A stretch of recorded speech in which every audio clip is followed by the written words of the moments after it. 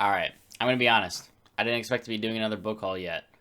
Uh, but my parents insisted on getting me something for Christmas, even though I'm 30 and I've been telling them not to get me anything for years. So I gave them a couple books to get me, and that will make it into part of this haul. That is what I will cover first. And then I also went to the bookstore today because, once again, my family, determined to buy me stuff, gave me Barnes& and Noble money. So let's talk about the books I bought. Starting off with a series that I am looking to start in 2021. It is a shorter series, so don't worry. Everyone who says I start too many things, it's true. But The Lies of Locke Lamora. So this is which edition is it? It's an anniversary edition.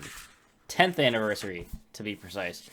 Now, these hardcovers, I didn't know were this small. It's like a slightly bigger mass market paperback. It's not quite like a full trade size paperback.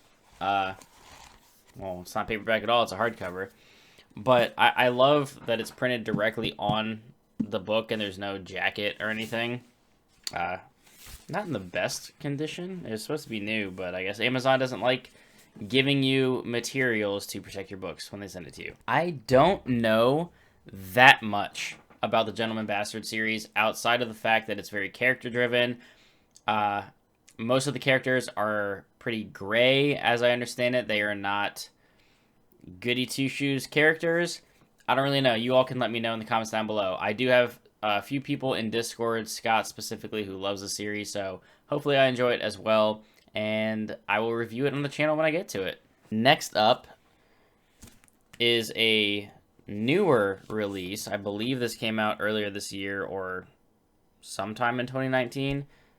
I think this came out this year. I'll have to look up. The date's right here. Black Sun by Rebecca Roanhorse. Now, I know recently Petrick talked about this book and praised it. Now, everybody on BookTube probably knows who Petrick is and his fantastic taste in books. Honestly, when I saw this book released, I loved the cover, and that's why I wanted to buy it. I don't know much about it, so why don't I find out about it? Well, here you go. All you need to know. Roanhorse is the epic voice of our continent and time. Book 1 of the Between Earth and Sky trilogy. So we have another trilogy. That's always good. Inspired by the civilizations of pre-Columbian Americas and woven into a tale of celestial prophecies, political intrigue, and forbidden magic. A god will return when the earth and sky converge under the Black Sun. I'm not going to sit here and read, everything about this, but honestly, that sounds pretty cool. It's got a nice little map. Does it look cool without the jacket? Let's see. It's pretty simple. It's got like the Dune Special Edition does this too, where it's just black and then it's got like the gold lettering here, which is actually kind of nice. I don't really care about the jackets that much to begin with.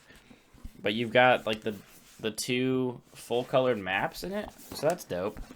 Looking forward to this. All right, and the last thing that I told my parents to get me was the next illustrated edition of A Song of Ice and Fire, which is this heavy as shit Storm of Swords edition. It's gigantic. It's really heavy. I can't get this goddamn sticker off. And I don't know, it seems like I don't know if yours do this, if anybody in the audience has these illustrated editions. They're great. For whatever reason, though, they're all doing this garbage, so, like, they just didn't glue it very well. So I'm going to probably want to fix that, but these illustrated editions are fantastic. When I do eventually do a reread of A Song of Ice and Fire, if Wins ever gets announced, it will be through these. Now, my guess is that all 5 of them will be released in illustrated editions before that book ever even sees the light of day. All right, so the Christmas book's out of the way, but I went to Barnes & Noble, a brand new one actually, about 30-ish minutes away from my house currently, that I hadn't been to, and surprisingly, a fantastic sci-fi section. their fantasy section was still pretty garbage. Barnes & Noble, get your shit together. Yeah, I know you have a lot of YA readers. That's great. I want a bigger fantasy section, please. Because apparently it's like the fantasy section. You go to sci-fi fantasy, it's like a ton of sci-fi, a whole rack of Stephen King, and then like here's your fantasy. But then it's like YA. So let's talk about the sci-fi book haul that I did today at Barnes & Noble, because I did not buy any fantasy, surprisingly. Starting with All Systems Red. This is the first Murderbot novella by Martha Wells in this series. I've heard fantastic reviews about this. Everybody kind of praises it. I'll see for myself. It's a novella, so I'm not really expecting to be blown away. I would think that as the series progresses, it gets better. But the premise is kind of cool. You know, they're murder bots. Obviously, they like to murder. And I believe that this bot doesn't want to murder people. So it seems pretty interesting. I've heard a lot of good things. And I'll fit that in somewhere. It's super short. Like, I could probably read this in a sitting. So it's like 145 pages or whatever. Next up, so Barnes & Noble does really cool things where they do all these anniversary editions. They always have them in stock, at least. Like, they have their Barnes & Noble editions, and then they always have these anniversary editions in stock. So I picked up The Left Hand of Darkness by Ursula K. Le Guin, which I didn't know much about until I saw Moid at Media Death Cult talk about it. And he informed me these are all effectively standalones. This is technically book 4 of this series, but they are standalones. So I'm really looking forward to this because I have not read anything by Ursula K. Le Guin. If I remember correctly, he talked very highly of it. And this sounds like it's, I mean, for being a 50th anniversary edition, so this came out in the 70s, 1970s specifically, I guess. It sounds like it's touching on a lot of very serious commentary. Just let me read the back of this. So, like, a lone ambassador is sent to the icebound planet of Winter, a world without sexual prejudice, where the inhabitants' gender is fluid. Sounds pretty progressive for being a 50th anniversary of a book. His goal is to facilitate Winter's inclusion in a growing intergalactic civilization, but to do so he must bridge the gulf between his own views and those of the strange, intriguing culture he encounters. So embracing the aspects of psychology, society, and the human emotion on an alien world. So this just sounds like it's going to be really impactful. And I don't know what to, like, this is the cool thing about sci-fi is, like, there's only so much that you can gain from a description of a book. And I don't really know what else to get out of this, but I've heard great things about this. And I'm really looking forward to getting to more sci-fi this year. So every other month for the rest of the month. Hello, darkness, my old friend. Did I just say that? Every other month for the rest of the year, I am going to read one sci-fi book a month. Next up is another anniversary edition. Super cool. The 60th anniversary. The 60th anniversary edition of Fahrenheit 451 by Ray Bradbury. Now, I know Mike recently talked about it. I've heard tons of stuff about this. Pretty much everyone knows about this book, where you follow firemen. They're tasked with actually destroying illegal commodities, which happen to be books. So this is kind of a dystopian future where books are banned and basically knowledge is being stripped away from society. Really looking forward to this. I know the show, apparently, was it a show or a movie? Apparently it was garbage. Sorry, Michael B. Jordan, you're a great actor, but sorry you got tied to that shit. And Michael Shannon too, right? Is that who was in it? What's cool about this edition, though, is these anniversary editions, and I believe Andromeda Strain was the same way by Michael Crichton. That was like a 25th anniversary edition.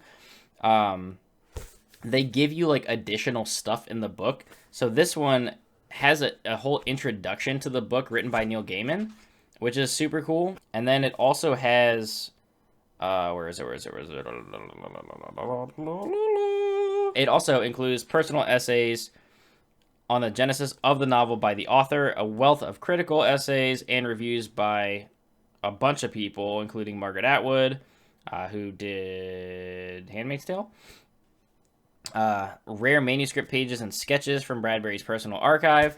So it's the full book, but you also get all these like extra little details and stuff that he was doing at the time. So that's super cool. Definitely looking forward to that. And it's probably incredibly relevant to the world right now. Next up is my first Carl Sagan novel, which is Contact.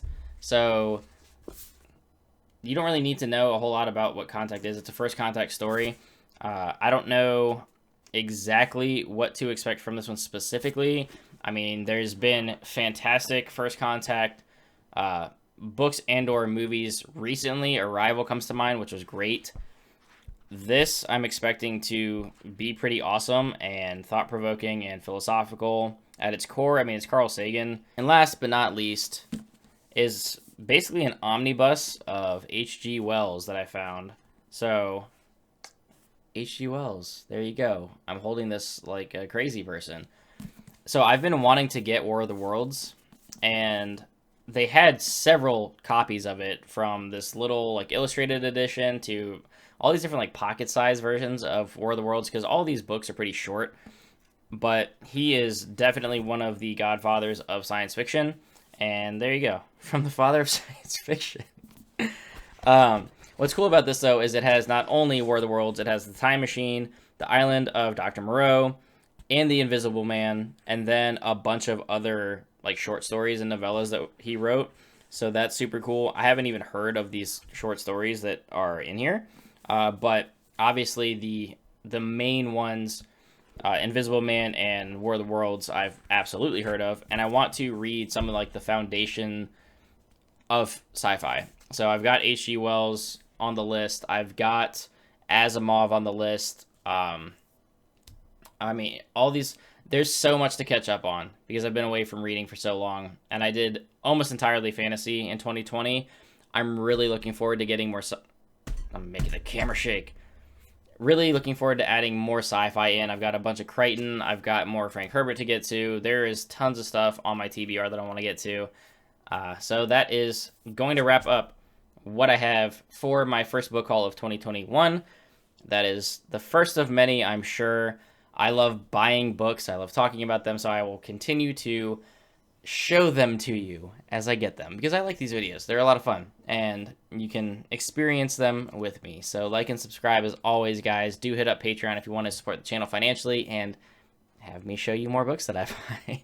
That's always optional, but always greatly appreciated. This was a crazy year of 2020 for starting a Patreon, having so many patrons already. It's awesome. I capped out the year just over 2,300 subscribers, which blew me away. I was thinking pie in the sky, maybe 1,000 by the end of the year. 2,300, insane. So thank you everybody for that as well. What am I even talking about anymore? Join Discord or leave me a comment down below. Let me know your thoughts on any of these books that I have here. Any sci-fi reads that you think I absolutely must get to. I do have a top 10 sci-fi that I want to read, so I will probably prioritize those first. I did knock off Dune last year and hope to do more in 2021. So until next time, everybody, keep reading.